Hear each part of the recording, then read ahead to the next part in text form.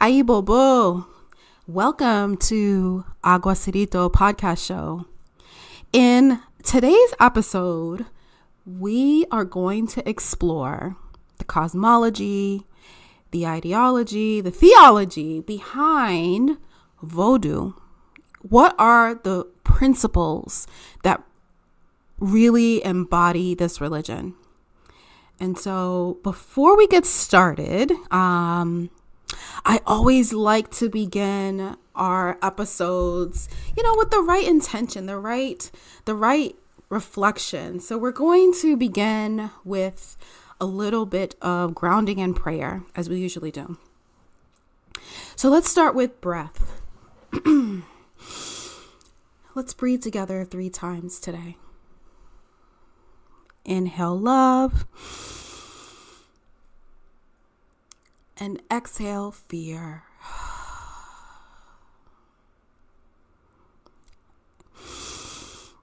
Inhale peace.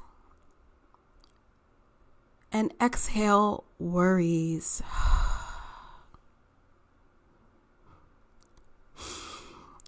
Inhale abundance.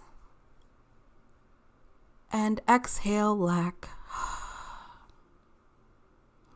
Allow your breath to align with your heartbeat. Greetings to Almighty God.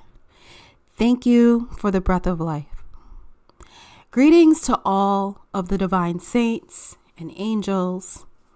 In the name of the Father, the Son, and the Holy Spirit. Greetings to the ancestral spirits in the east, the west, the north, and the south.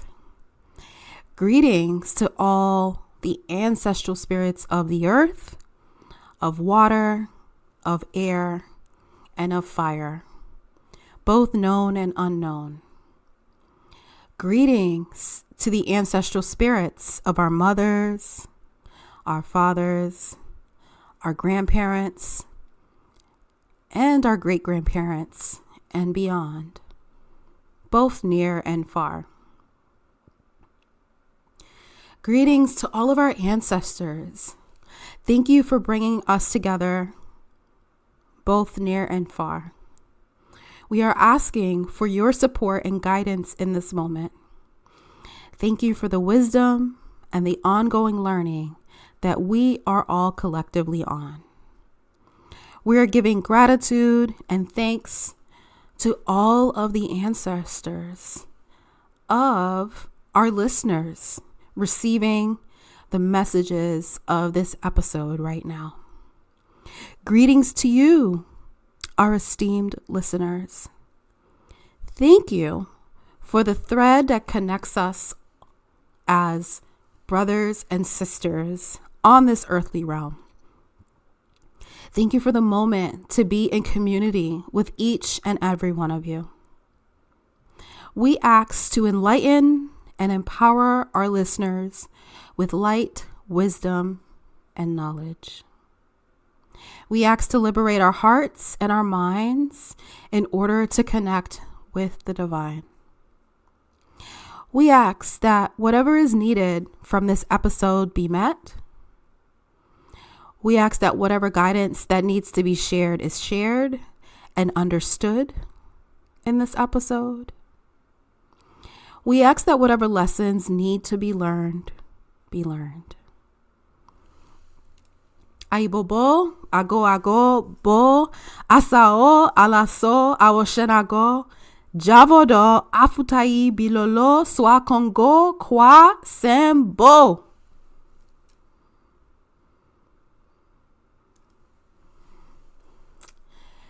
Super excited for today's episode, but before we get started, I was so thrilled to see that we received our very first email from a listener.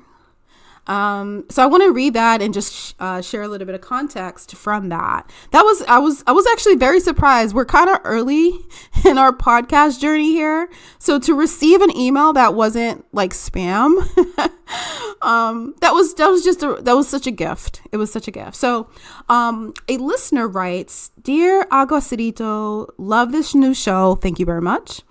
I noticed that you say a phrase in Creole at the beginning of your opening and closing prayer. What does that phrase mean? Keep up the great work. So,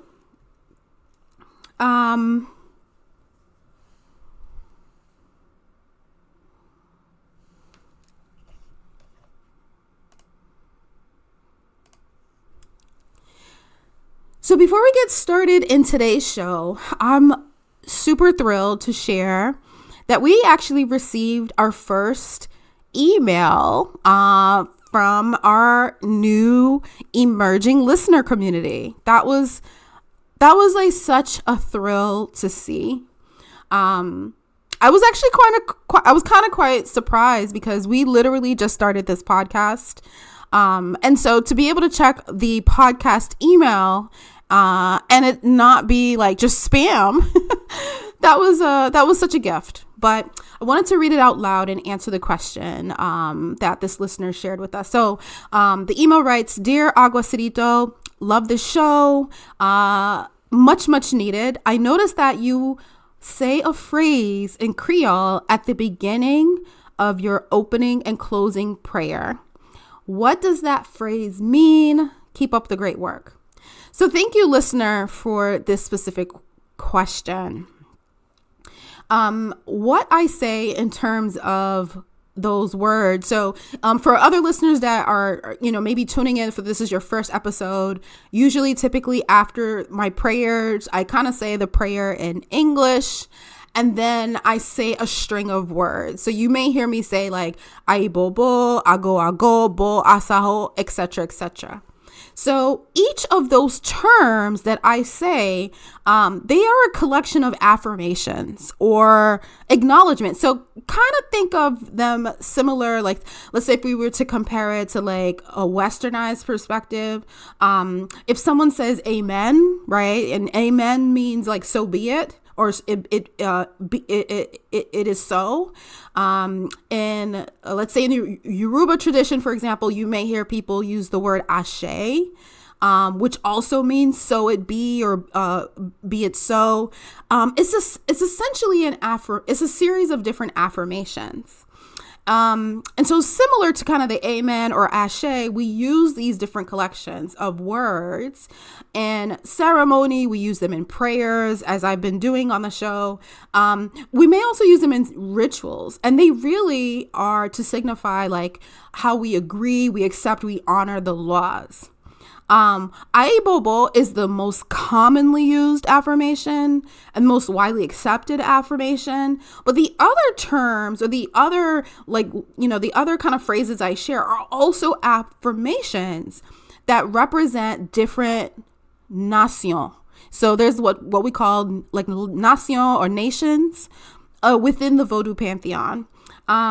I think it's probably going to make sense that I do an episode, maybe like a tilimia, where I can break down what are the associated like nations or laws that are associated with each of the affirmations that I share. I think I may do that just so like it kind of helps bring a little bit more clarity. But because we haven't spoke about the laws, which we're going to do later this season. We haven't spoke about the various different pantheons or nations. I think what I'm going to do is, once we do our episode later in the season where we do break these terms down, I will either address these affirmations during those episodes or, like I said, create a tilimia that like in a bonus episode to cover it. But either way, we're going to talk about it this season. But I thank you so much for that email. That was like, again, so exciting to receive that email. And I want to welcome all of you. Should you have questions, that was a great first question to receive. But if you have questions like that as you're listening to the show, and you want to kind of have a little bit more insight, please send your emails to aguacedito@gmail.com, right? So just as the show is spelled, AGUACEDITO Cedito. Okay. So just shoot us an email, aguacedito@gmail.com.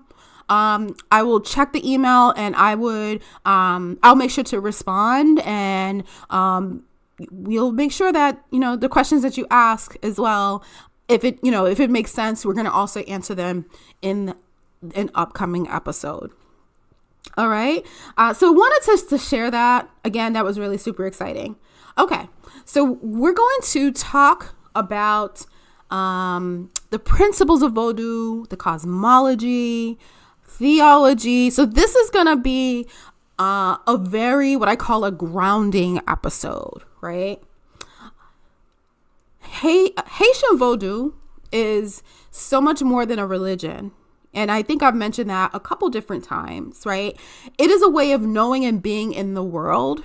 And I think it for folks like myself, Vodou is a way of life. So some people may call it a practice. Some people call it a tradition. Others call it a religion. I consider it all of the above plus a way of life. It's just kind of my worldview is from that specific lens. And that's because at its core, Vodou is rooted in ancestral memory. It's rooted in oral traditions, and it has an unwavering connection back to the to the African continent. Practitioners typically view, let's say, like the cosmos, or cosmos from a Vodou lens, as kind of a interconnected sacred web, right? And so, we typically see the world where everything is connected. Everything is alive, whether we're talking about, spirits in the spiritual realm, we're talking about humans in the earthly realm, we're even talking about things like animals or plants. We're talking about the elements like water and fire. Our belief is that everything is alive and imbued with some angle within, incorporating divine energy, right? And that's kind of like how I want to kick off how we talk about Vodou, whether we're calling it a tradition, we're calling it a spiritual practice, or we're calling it a religion, right? That's the premise, because it goes back to the fact, as I mentioned in the last episode, that the word Vodou itself means spirit. So being able to see the entire world as interconnected is an important core value.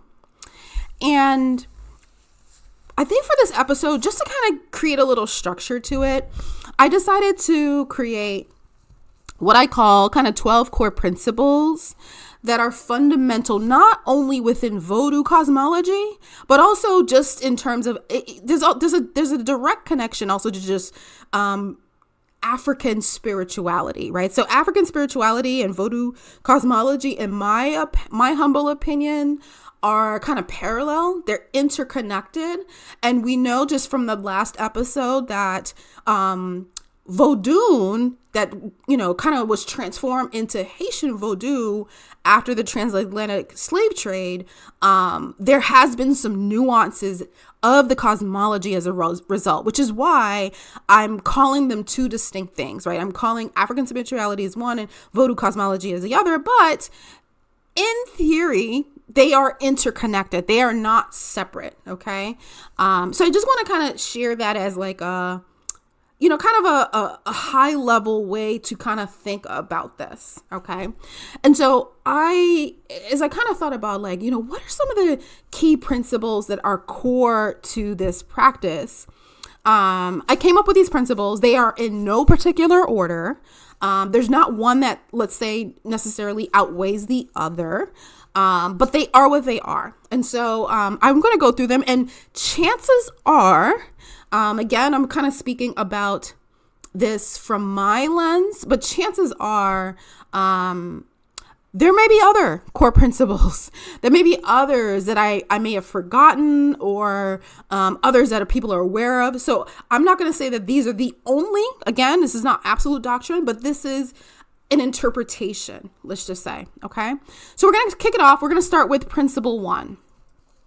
So just in terms of, if you think about theologically, Vodou is a fusion of African, Roman Catholic, and indigenous roots, specifically Taino roots, right? That is, I'm going to use the word, that is typically henotheistic in nature. So when we say henotheistic, what does that mean, right? Many Western religions are what I would call monotheistic, right? That means that in many Western religions, there typically is, most people that follow Western religions typically believe in one universal God, right? And the Christians call this sometimes the God of the Bible, right?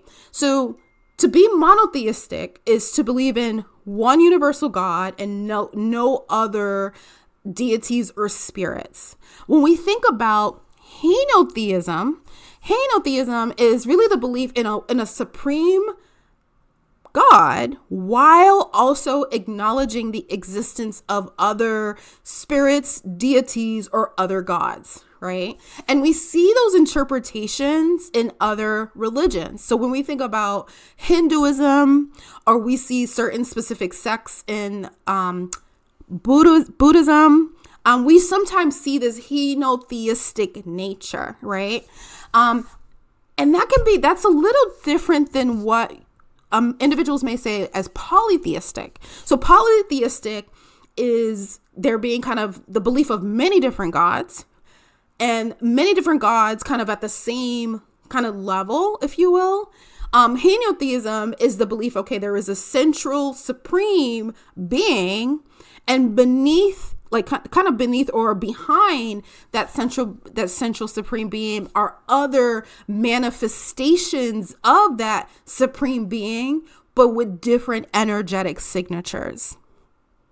So hopefully that makes sense. That kind of breaks down like the difference between monotheistic, polytheistic, but then specifically henotheistic.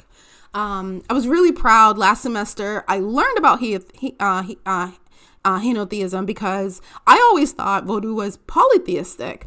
And then when I heard about Heno, I'm like, what, that's probably in my worldview, that's a more accurate depiction of that. And, I talk about Hinduism and Buddhism. We're going to delve into Vodou from a comparative lens in a future episode. So stay tuned for that. I'm really excited about that episode and that conversation. But, going back to this theological lens, Vodou really revolves around a supreme creator, which in Haitian Creole is known as Bon Dieu. And Bon Dieu is really the source of all life and all existence. However, Bon Dieu in this context is distant and does not interact directly with the world. And so Vodouisans seek to work with Bon Dieu through the laws, or what we call the spirits, who are each associated with different natural forces of nature. And they essentially act as intermediaries within the religion. And these laws and spirits, they govern various aspects of life, of nature, of the cosmos, of the human experience. So it's a very fascinating, however, they all are manifestations of the supreme God. Okay. So that's an important distinction that, again, departs from kind of a westernized view or lens of when we think about God, right? That's principle one. Principle two, I mentioned this before in our past episode. The word Vodou is derived from the Fon language, and it means spirit. And it goes back to this idea that Vodou, everything is spirit. And within that, if we think about the African cosmology, there are essentially three worlds. There's the physical earth realm, there is the spiritual realm, and then there's the underworld. And given that everything is spirit, whether we're talking about spirits on the physical earth realm, which would be us essentially as humans or animals, or plants, when we think about the spiritual world, with which many people argue and say that that's our real home, quote unquote. And then you have what's called the underworld, right? And so the underworld, I like to also consider this the spiritual, like the ancestral realm. And so this is where ancestors and certain spirits reside that help influence the material world. So that is true not only in Vodou, but that's also true in just general African cosmology. Why is that important? So like I mentioned, humans inhabit the physical earth. The laws really live in the unseen world, within what we call the heavenly realm. So the heavenly realm, we'll have the laws. You have what we call angels or zanj. They live in like the heavenly realm. What's also interesting is that within the heavenly realm, and I'm using, the Western term heavenly. In Vodou, we do not use the word heaven. We actually use the word Guinea. So Guinea is essentially a mythic land that is like the cosmic version of Africa, or like, the equivalent of the concept of heaven. So when we talk about our ancestors, or when we pass on, or where the laws are, we talk about how can we connect back to Guinea, right? And Guinea, again, is heaven. And in addition, like I mentioned, there's the underworld, which is, again, a departure from westernized perspectives, and that the spirits of the ancestors and the recently deceased reside, and certain spirits as well, or laws, reside in the underworld or the astral realm. Okay. So that's an important element, right? Everything's a spirit. The realms are kind of broken up into three parts. Guinea is essentially Vodou's equivalent of the concept of heaven. Principle 3. We're just talking about the ancestral realm. Ancestral veneration is a foundational concept within Vodou. So Vodouisans, Vodou practitioners, they seek to connect and maintain healthy, harmonious, reciprocal relationships with their ancestors, who then work with the laws in partnership with that individual to support that person's earthly journey, to support their earthly mission. So you are not only working with, we believe in a supreme God. We believe in a pantheon, different nations of laws and spirits, each that are associated with a particular element or particular aspect of nature. We then also believe in venerating our ancestors. And we're going to talk about ancestral veneration in a future episode. One note is that ancestral veneration is about honoring your ancestors. It's not about worshiping your ancestors. That's a key distinction and sometimes a misconception. Like I said, we're going to delve into that more further, but that is also a very important principle within Vodou. So sometimes if someone is, maybe thinking about beginning a journey, they're exploring the idea of beginning a journey, into reclaiming their Vodou tradition, or into really seeking Vodou, we always say start with your ancestors. That's the safest way of beginning a journey within Vodou, because they are a critical part of your journey, as well as your practice within Vodou. Principle 4. So principle 4, this one's an interesting one. So Vodou is a decentralized spiritual practice. And again, this is another kind of concept that departs heavily from Western religions. And there's a book, it's called The Faces of God by Leslie Desmanges, and I apologize if I said that name wrong. But in the book, The Faces of God, Professor Desmanges describes this aspect of decentralization perfectly. And I love this quote, which is why I share it here. Vodouisans' names are not listed in the membership roll of a local temple. Their worldview does not allow them to consider religion as a formal organization. Their religion is a way of life.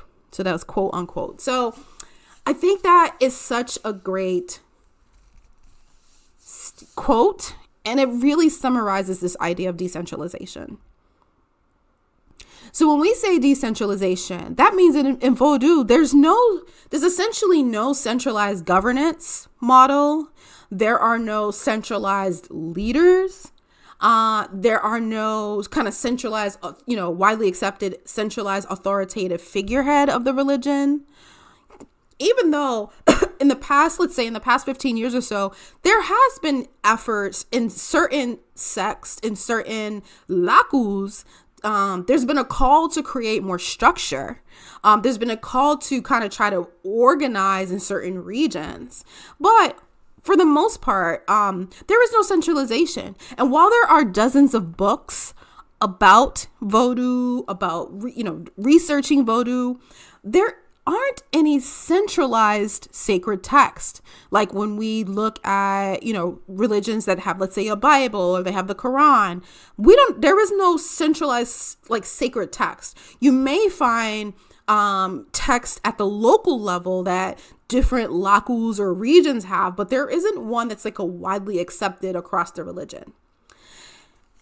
And speaking of lacus, to really put this into framing, if we were to look at a map of Haiti and how the country's like structured, how the country's structurally organized, I think this can give us an idea of not only how decentralized Vodou can be, but how vast of the differences it could look like. So for example, take a moment, just go ahead and Google the term map of Haiti or detailed map of Haiti. Take a moment. I'd love for you to do that exercise if you're near your computer while you are listening to this episode. Okay. So if you can do that and take a pause this and then come back to this episode. Okay. And what you will see if you take a look at a map of Haiti, you will notice that there are 10 different what we call departments. So think of the departments can maybe be, let's say in the US, how we may consider states or regions, right? So within each department, each of the 10 departments, there are over 42 districts, okay?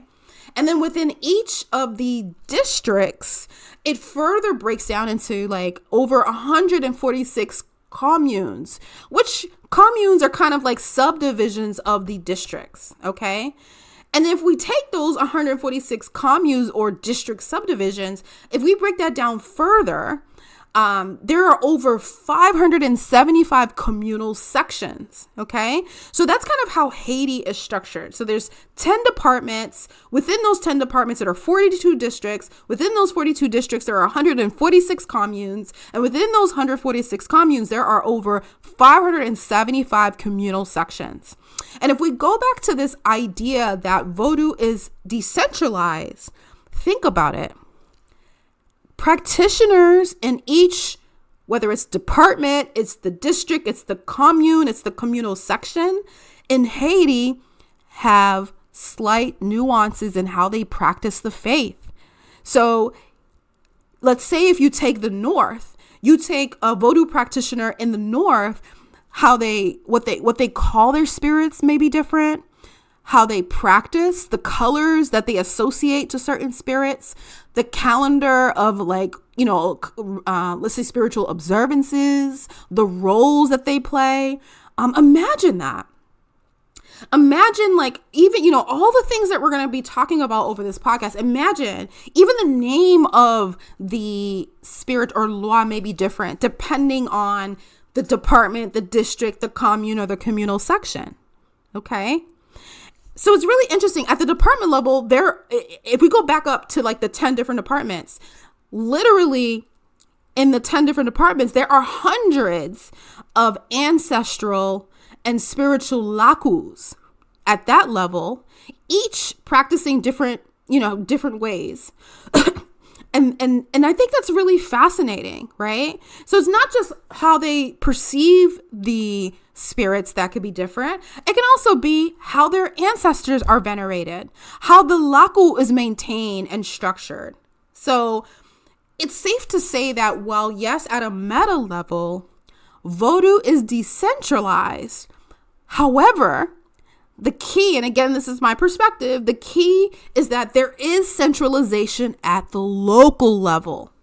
And I go back to the local level because, we talked in the first episode about règlement, right? Règlement is there's a set of strict, complex, intricate rules and traditions. And again, those are orally passed on from generation to generation.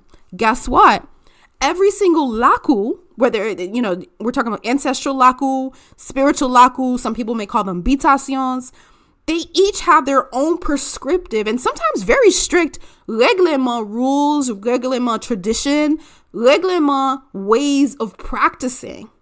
And they take that very seriously at the local level because for them, kind of like how I grew up, I was born and raised in the religion, and there are certain things that are, absolutely important in terms of how it's passed on and structured and practiced. That is an act of reverence. It's an act of duty. It's an act of responsibility. So super fascinating in that you can have hundreds and hundreds of different nuances across departments, across communes, across, the various different communal sections. But then the centralization begins locally in terms of how information is passed on. And that's how they keep keep the faith alive at a local level. In future episodes, we are going to talk about some of the nuances between different community roles, prayers, offerings, rituals, and other means of like local governance in Vodou. We're gonna, that's gonna be in a future season. But I think it's a very interesting, kind of connection and component to Vodou in general. So I've said a lot in those past areas. We are going to take a break. We'll come back and continue to talk through the principles of Vodou.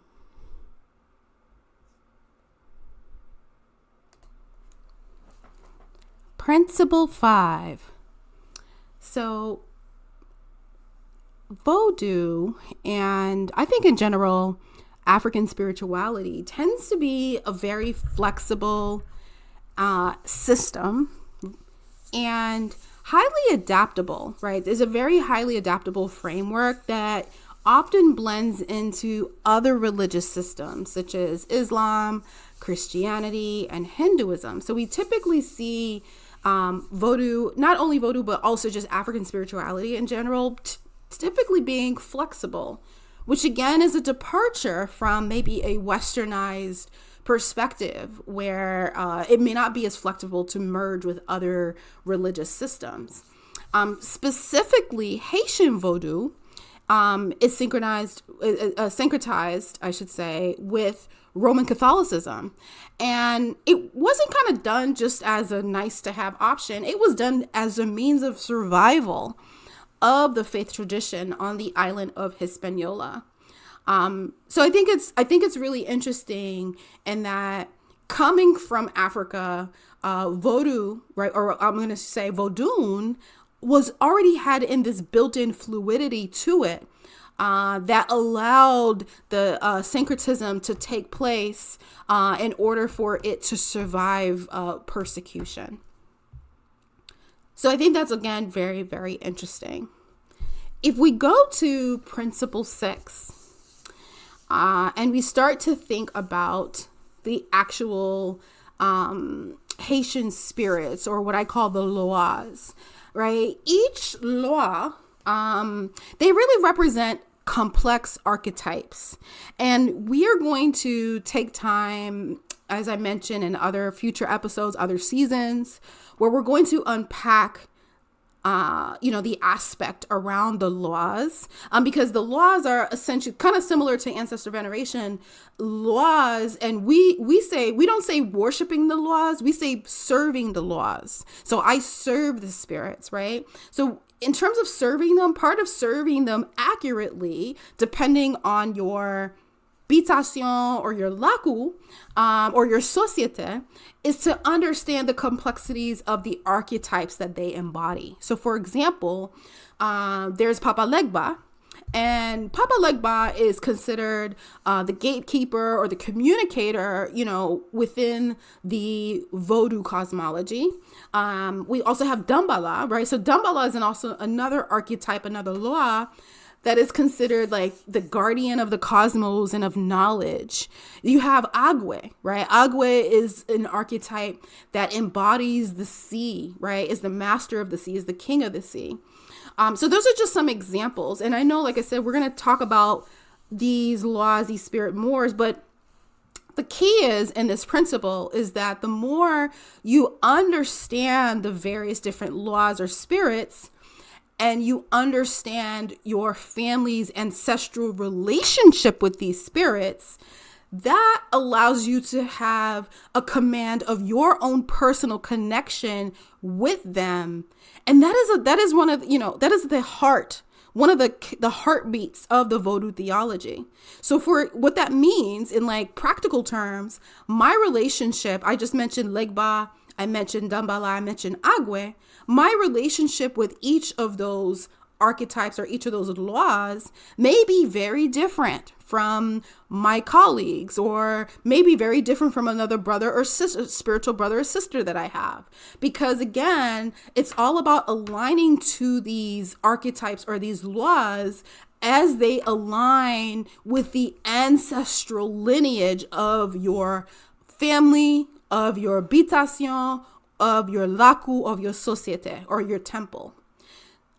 One of the main goals of a Vodou practitioner is for them to learn. This is a basic, if you're going on a spiritual journey, the basic knowledge you need to have is to know how you identify and harmonize and strengthen your personal relationship with the laws or the spirits that walk with you.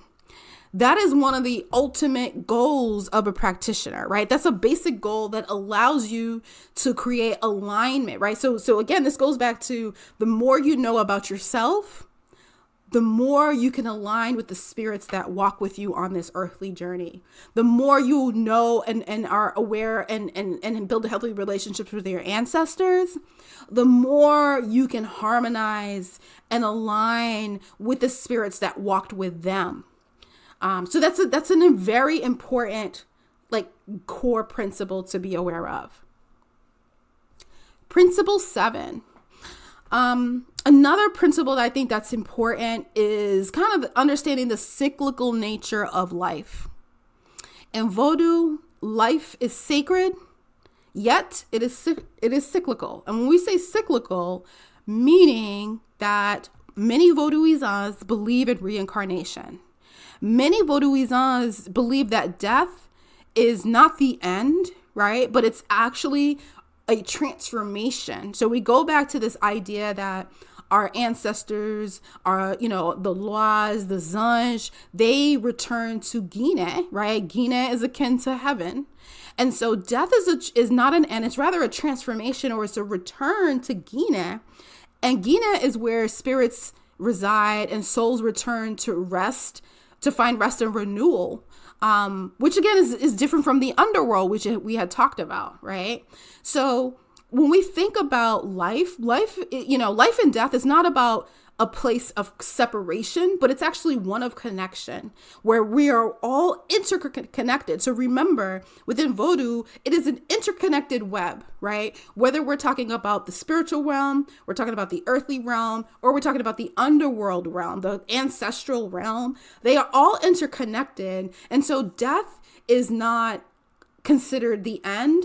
There's not truly an end to anything. There's just what we call a transformation. Everything is in cycles. Everything is in constant transformation from one state to another. So I think that's also an important principle when we think about how to perceive life, but also how do we perceive death. You'll have many Vodouisans are not necessarily afraid of death, right? Because they know in their heart of hearts, we don't really ever die, right? In the context that death is a finite end, we know that it is merely a transformation. And I know when we talk about some of the death spirits, when we talk about Gere and Bawo and Gunbujid, we're going to talk more about the importance of death in Vodou in a future episode. I'm looking forward to that conversation.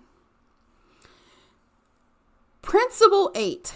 I want to talk about the soul and in this principle. So the concept of a soul, for in many perspectives, many people consider the soul as like this one entity, this like linear or this unified like one entity.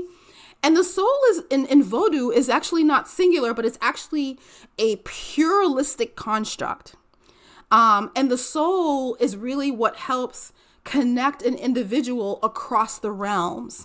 So think of a soul, instead of it being kind of one flat layer, in Vodou, the soul is considered multiple layers that reside across multiple realms. In an essay by Dr. Kira Malika Daniels, I think she says this so well. In this essay, she writes, "It is not a singular soul residing only in the body, but rather several soul selves, each with their own character, purpose, identity, and responsibility to the person. The body and the head thus function as vessels. The person's head is a minor vessel of their innermost soul, which is also called the Gros Bon Ange, or the big angel, right? Along with their guiding master or mistress spirit, which is called the Loi Metet, okay? And we're going to break all these down in a moment. A person's body is a major vessel of a multitude of souls, including the Tibon Ange, which is the little good angel, the Num, which is what we use as the soul, or Zetoile, which is like star or destiny. So for this reason, I refer to these entities of the person as head pot or body pot. Vodou cosmology beholds a person's head and body as sacred vessels of the soul. So language that links bodies and heads with pots is essential to understanding the multi-soul complex and Haitian world sense. And I think in that paragraph, she does, Dr. Kira Malika Daniels does such a nice job of really kind of articulating the complexity of an individual's soul.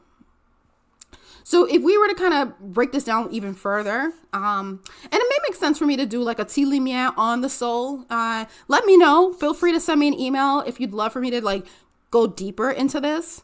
But when we think about the soul, again, it's multiple levels. So we start with the kadav, the kokadav, which is the Creole word for the actual physical body. So our physical body is kind of one aspect of the soul.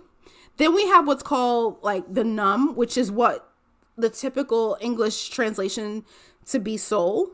Then we have what's called the Gros Bon Ange, which is Gros Bon Ange means the big good angel. And that represents the life force, the life energy that connects us all. So think of the Gros Bon Ange as like the spark. You know how if you've ever heard individuals when they say that they see spirit, sometimes they say they see orbs of light.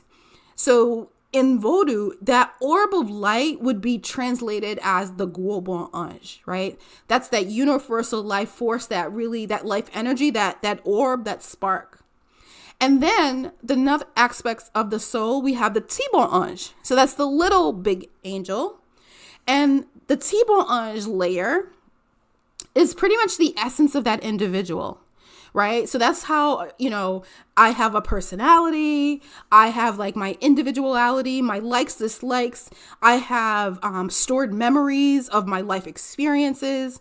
So all of that happened in terms of my, all the activities and how I lived or how I'm living in this earthly journey of this incarnation would reside, kind of think of it like in a stored, almost like a stored microchip or like a USB drive of my Tibon Ange. So you could think about the drive as like a Tibon Ange, and if you plug it into a computer, you would get like an understanding of my essence, my individuality, my personality, and various different memories, maybe core memories that I made in this specific incarnation. So it's really interesting. So Gwo Bon Ange, again, is like separate. That's the layer that connects us to the divine, that life energy force. Ti Bon Ange is the essence of who we were in a specific incarnation. So when a person dies, these parts of the soul separate. You may have the Ti Bon Ange may linger and become an ancestral spirit, but then the Gwo Bon Ange, the big good angel, so to speak, returns back to the divine source. So there is a separation that takes place in the soul at different parts of our incarnation. And then as part of the soul, there is also what's called the Loi Metet. So the Loi Metet are, each of us when we are born, if we are a Vodouisan, we are born with specific spirits or laws that are essentially assigned to us at birth. Think of them as almost like your guardian angel or angels, right? Plural.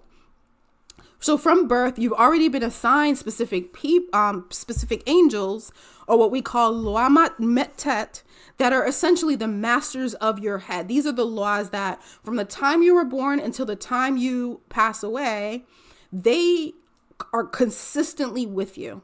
Many Vodouisans have more than one. So sometimes we hear a lot about, we hear about Loi Metet, and sometimes that concept, people consider it to be one, but it's, for many people, is multiple different, like guardian angels. And it's really interesting because in Ifa, if you think about Yoruba Ifa, you may hear when people talk about your head, you hear that be referred to as your Ori. So this is kind of similar where your Ori is a spirit in and of itself. In Haitian Vodou, it's Loi Metet, right? Or like in Westernized perspectives, these are the guardian angels. So if you've ever seen an illustration where someone has, you sometimes see in secular references, people will have like a good angel and then like a little devil kind of like on their shoulder and they're talking to them. In the Haitian Vodou kind of translation, that would be kind of like it's a secularized translation, but it gives you a visual depiction of what a Loi Metet could be, right? It's not an exact depiction, but it gives you a sense, it gives you like a visual, right? And then as another part of like your soul, kind of the last part of your soul I'll talk about today, is your Zétoile. And Zétoile, the word Zétoile means star. And so if you think about like your destiny, like what your soul came to the earthly realm they came to the earthly realm, incarnated to the earthly realm to complete a specific mission. That mission and what you were designed, your destiny is considered your Zétoile. That is a word, that's a term that is used by the great Wunga Max Beauvoir. That was actually how he described it, was that the Zétoile is also a big part of, your soul. So the concept of a soul in Haitian Vodou is very complex. And like I said, I think it personally deserves its own episode. I would love if you're interested, if you'd like for me to talk more about it. I actually would love to have another scholar that is well versed into talking about the soul, understanding the soul, have that conversation. So feel free to shoot me an email, and we can make that happen in the future. We're going to take another break. And then when we come back, we will be able to wrap up, the remaining different principles.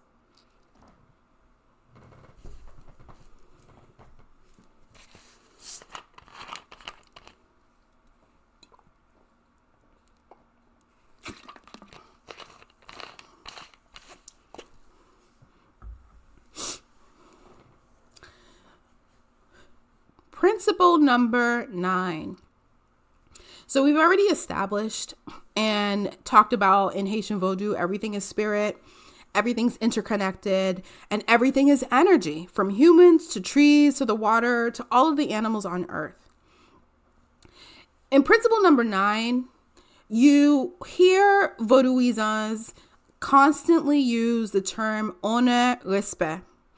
And that is really kind of a rallying cry in response to respecting the earth, right? So it's kind of an act of respect, an act of reverence in that, we as practitioners, we're able to manipulate energy. We're able to manipulate our circumstances within our lives through knowledge of prayer, through practices, through rites, through rituals, through offerings to the spirits, to the ancestors. And so being able to abide by honoring and respecting, even if certain things we may not necessarily agree on, but we honor and respect this kind of the order of things, right? And so that's an important concept. So sometimes you may hear different people having conversation and they may say honneur, respect. And that's a way to like reframe us back to remembering we are all interconnected. So that's another important anchor to consider. Principle 10, I want to talk a little bit about the elements: earth, air, fire, water. Those are extremely important concepts in Vodou. And many practitioners, myself included, we spend years being able to hone our skills and our knowledge of nature. So things, for example, like the cycles of the moon, understanding energy, understanding kind of the various different natural elements, understanding the various different herbs and plants and how they're used both spiritually and medicinally, right? It is a combination of knowledge and expertise of nature combined with our practices and with strategy that essentially created the blueprint towards freedom. That's actually what this principle and having a command and understanding of the natural forces, having a command and understanding of plants and animals and the moons and the stars, that combined with strategy is really what led to the victorious Haitian Revolution. But if we go back to the elements, right? They're not just natural forces. They are literally, in my opinion, sacred manifestations of divine power. So for example, when we think about air, right? Air symbolizes not only breath, right? When we breathe, we talk, in the beginning of the episode, I always start with breath, right? Air is about breath. It is about communication. It's about transformation. And each element is associated to various different lois or spirits.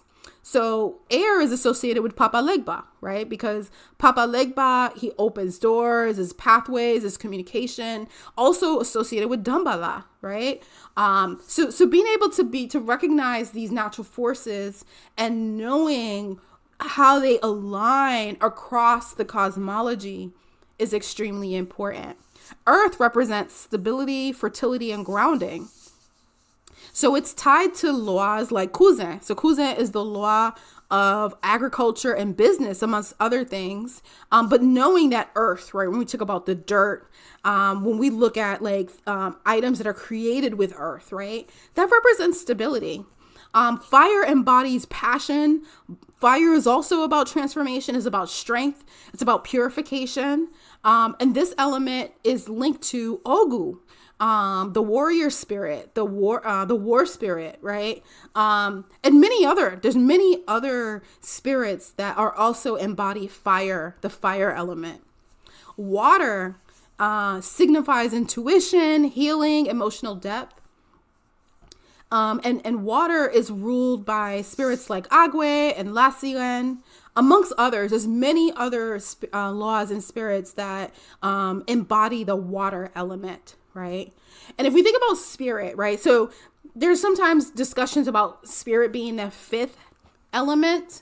And spirit is like that binding. I consider spirit to be a binding force. It's like the divine energy that flows through everything and connects all the other elements. And sometimes people may use the word spirit, but sometimes they may also use the void as like a way to encapsulate or perceive spirit as an element.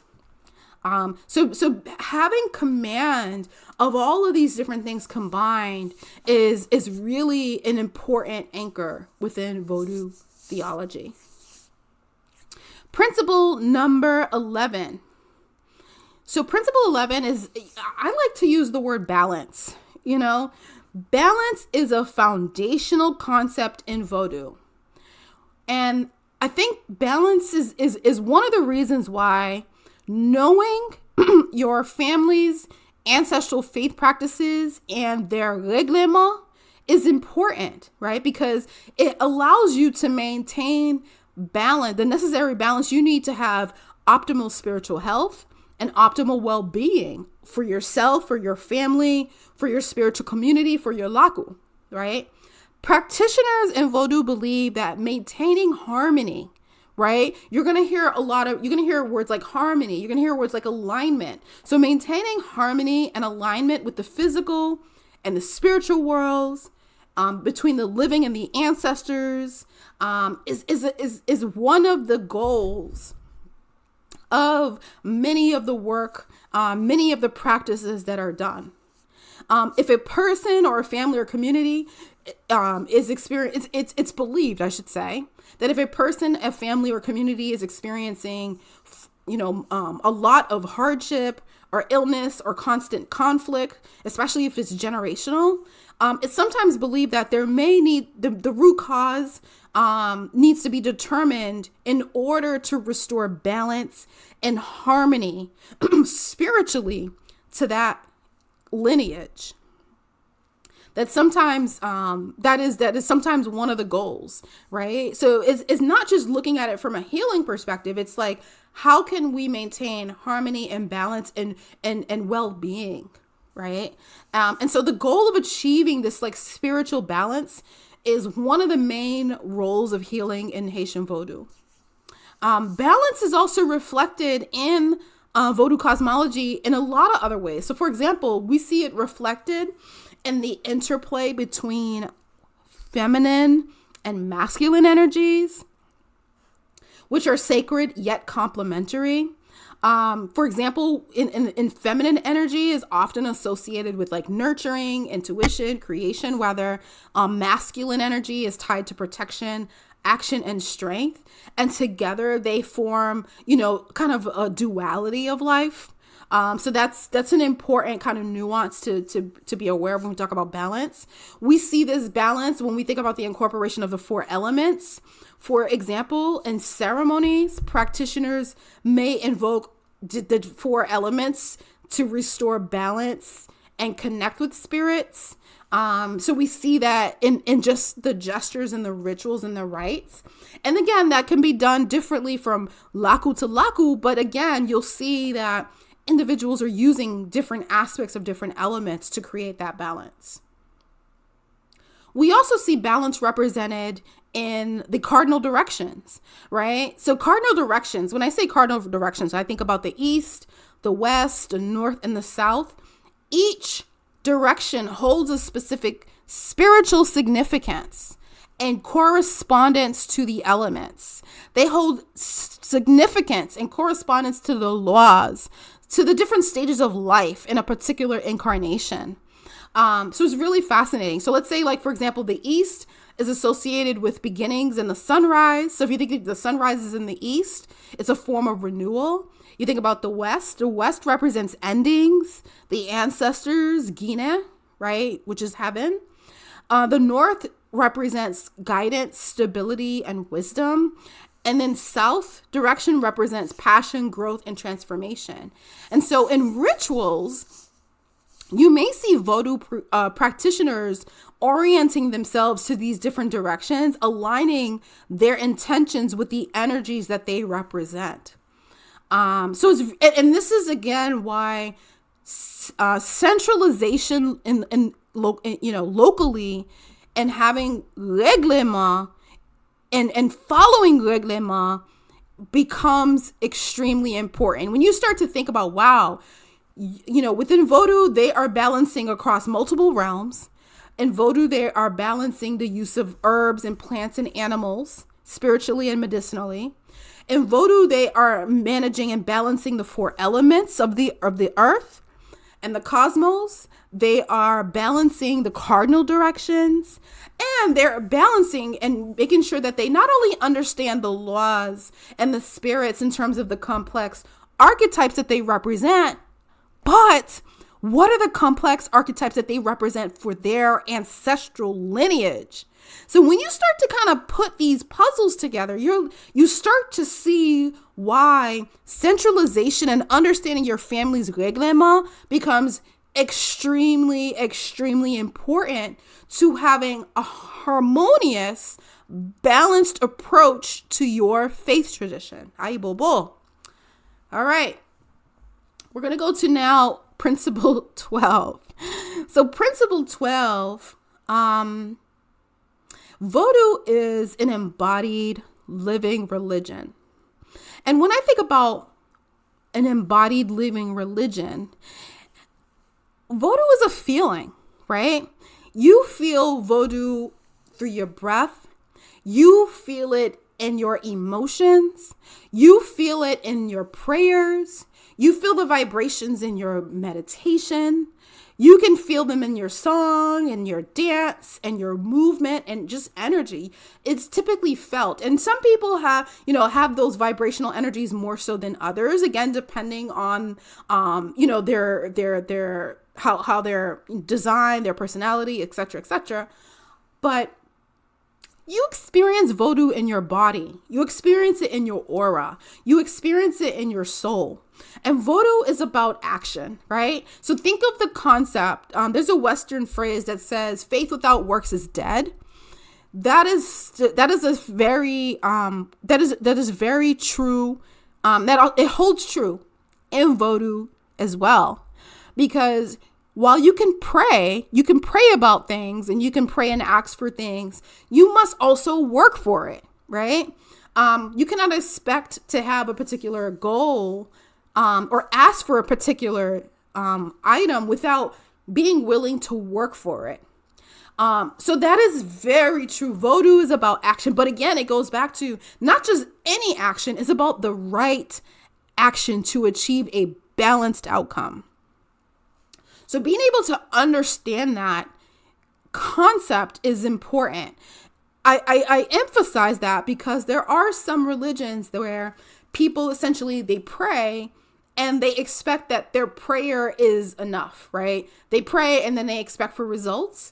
And Vodou is definitely more of like a roll your sleeves type of practice, right? You pray, but you do all these other things collectively, right? And collectively doing things is essentially manipulating energy, right? So you can pray, but you can also, let's say, do all the things that you need to do in order to achieve a particular outcome.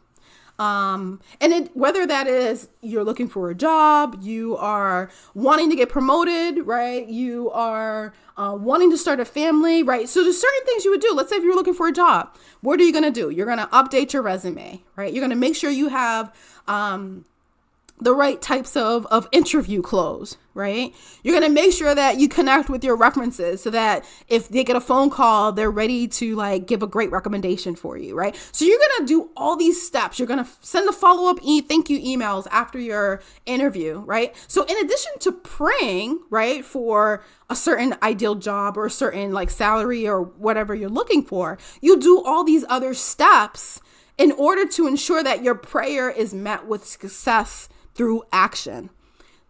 So that concept is extremely important in that being an embodied living religion, there's also a level of intentionality that you must live in order for you to see the outcomes that you're seeking to achieve.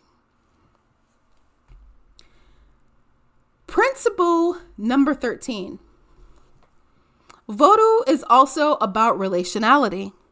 So I know we've talked about the fact that Vodou is all about being interconnected, right? And in the book African Religions by M.L. Russax, he has a really great statement. In that book, it says, it's about the nature of the universe and its relationship to humanity. The universe is viewed as a complex and interconnected system to which all things are linked and dependent on each other.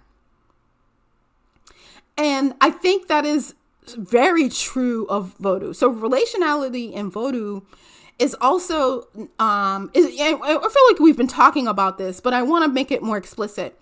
It's about your direct connection to the divine laws, to your ancestors and your spiritual community. And because of this concept, Vodou emphasizes community, it emphasizes respect, it emphasizes reciprocity, right? So, for example, for some people, their ancestral community is the same as their spiritual community, right? And for others, it is different.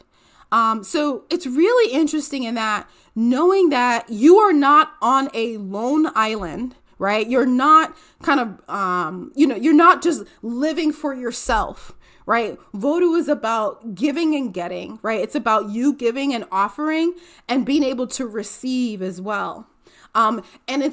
We see that in a very real way with the laws. When we communicate with the laws, we don't just communicate and then we don't hear anything. There's actually real connection back, right? And it happens in an earthly realm way that we can comprehend as humans. So, for example, you sometimes will get communications with the law through dreams.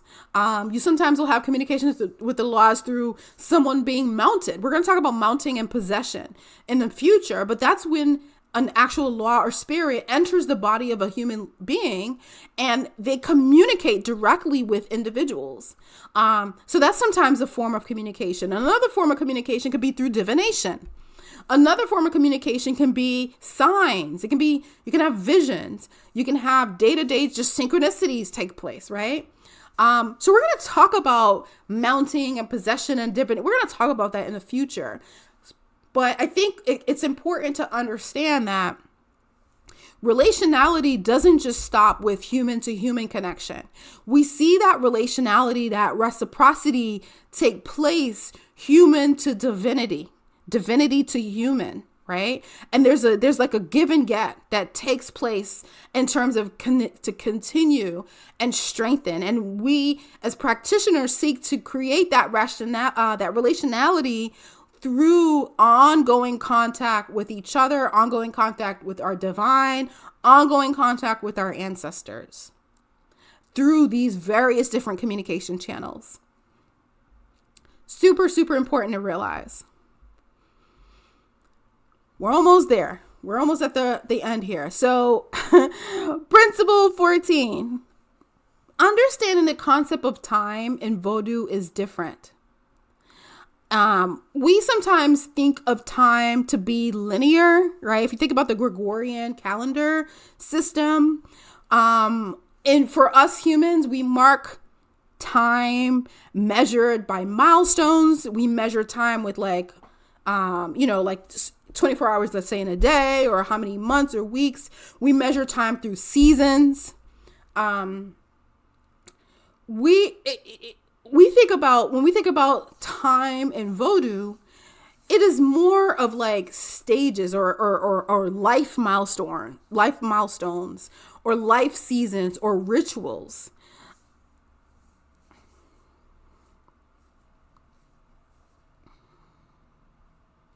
Principle 14. Understanding the concept of time in Vodou is also different. Unlike the Gregorian calendar, where there is a specific emphasis on like seconds and, X amount of seconds equals an hour. And then there's 24 hours in a day, 7 days a week. And there's this like really prescribed measurement of time. In Vodou, it's a lot more fluid and a lot more cyclical. So we see time in Vodou is kind of measured by life milestones, family milestones, ancestral milestones, is measured by seasons of life. It's measured by rituals. We may see elements of nature that's being measured. So when we think about like astrology, while astrology is not specifically called out, There are aspects in terms of planetary alignments and different types of cosmic movements that do align with the cyclical nature of Vodou. So I think it's important to understand that our concept of time, let's say in the West, is very different than the concept of time in Vodou. And there's actually a saying that I always hear elders say, is that in Guinea is never in a rush, and neither should you be in a rush, right? Because remember, we are continuing. So death is not the end, right? There's an ongoing cycle. And because the times are different, they're measured differently. It is always wise. Elders always say it's wise to never be in a rush. The goal of moving from one angle to the next is how can we do so in a way that maintains harmony and balance. And understanding that we should take our time when seeking to connect with our laws, when seeking to connect with our ancestors, with understanding decisions that we're trying to make in our lives, and how it affects not only us and our lives, how it affects our spiritual community, how in some cases it affects our lineage. Because each of us, as we are making decisions and we're living this human experience, even though we kind of are one body, we have to remind ourselves that we are a summation of our ancestors. So any decisions that we make, they not only impact our ancestors that's come before us, because they're going to experience that, whether be it positive or negative, it's also going to affect the generations ahead, the generations that are yet to come. So it's important, again, that's that interweb. So it's important that we take the weight of that and we take it seriously, especially if there are specific, different decisions, and making sure we make decisions with the right the guidance of elders, with the right, guidance of our laws, with the right guidance of our ancestors. So understanding that, you can't just wake up and want to do something, right? We sometimes have to take time. We have to consult the laws. We have to consult our elders. We have to hear from our ancestors. And sometimes we get an answer immediately, and sometimes we do not. And it goes back to honor and respect, right? We have to wait until the time is right. And so being mindful of that is extremely important in Vodou. And Principle 15, one last yet very important belief principle of Vodou practitioners. Vodou is a calling. I'm going to repeat that one more time because that's the last, but it's one of the most important ones. Vodou is a calling. Individuals are called to this faith, not the other way around. While there may be practices and faith traditions that go out and seek to recruit certain individuals and that sort of thing, that is not the way of Vodou. Vodou is a calling. People are called to this faith. You do not choose the laws, the spirits, they choose you. Very, very important to understand. Okay. So there's a strong likelihood that the laws are interested in connecting with you more. If you have this strong urge, this strong desire, or even just a curiosity to learn more, if you're listening to this podcast, there's a likelihood, it may not always be the case, but there is a strong likelihood that the laws are interested in connecting with you in some way. While some people are called to serve the spirits or serve the laws as a duty to their bloodline, others may be called to Vodou as a path for their life, whether they are of Haitian descent or not. And I know for a future conversation, I've had discussions in class about insiders and outsiders in African indigenous religions and ATRs.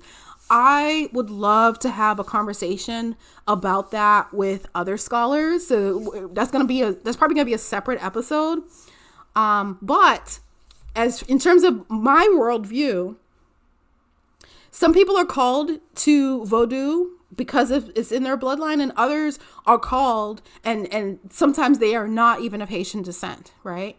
And in Vodou, those that are called, they may have a role in the tradition for a reason, a season, or a lifetime.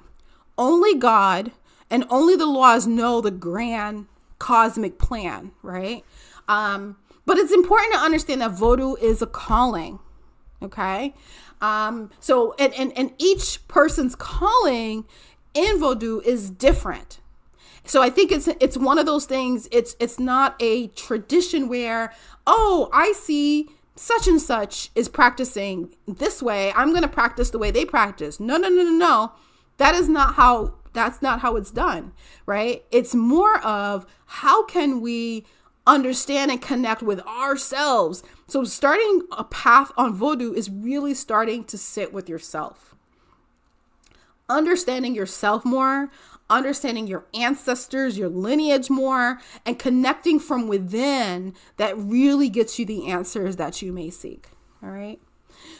So we had this was a long conversation today, but I hope it brought more understanding. I feel like with every episode, we're going to keep going deeper and deeper into this conversation.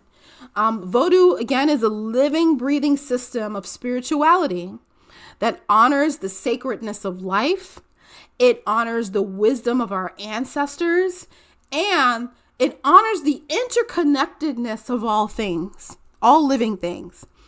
I find that within Vodou, the cosmology is all about balance, transformation, and liberation. And the more that individuals understand and embody these principles, the more they become acutely aware of how much beauty and how much healing this practice can bring to their lives.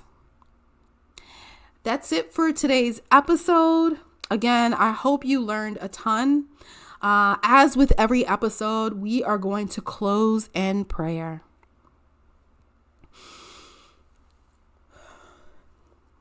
Thank you to the Almighty Creator, source of all life and breath. Thank you to all the divine saints, spirits, and protectors who have walked with us in this sacred gathering.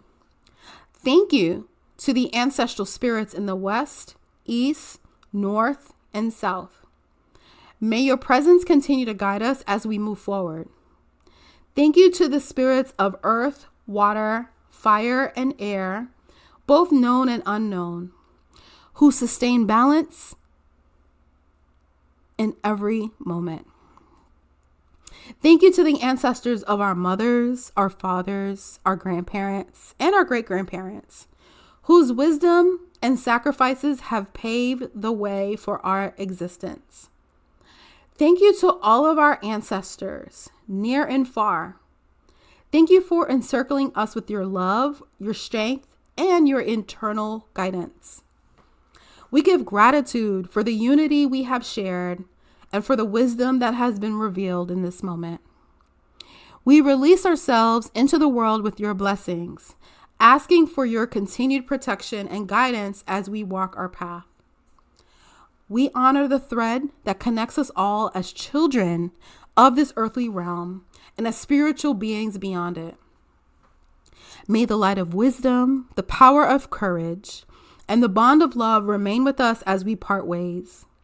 May our hearts remain open, our minds remain clear, and our spirits remain strong to continue learning, growing, and thriving together. We affirm that all that is needed has been received. All that is learned will be unfolded, and all that is shared will bear fruit in time. Aibobo, ago, bo, asao, alaso, awoshenago, jabodo, afutai, bilolo, swakongo, kwa, sembo. Thank you for tuning in to the Agua Cedito podcast.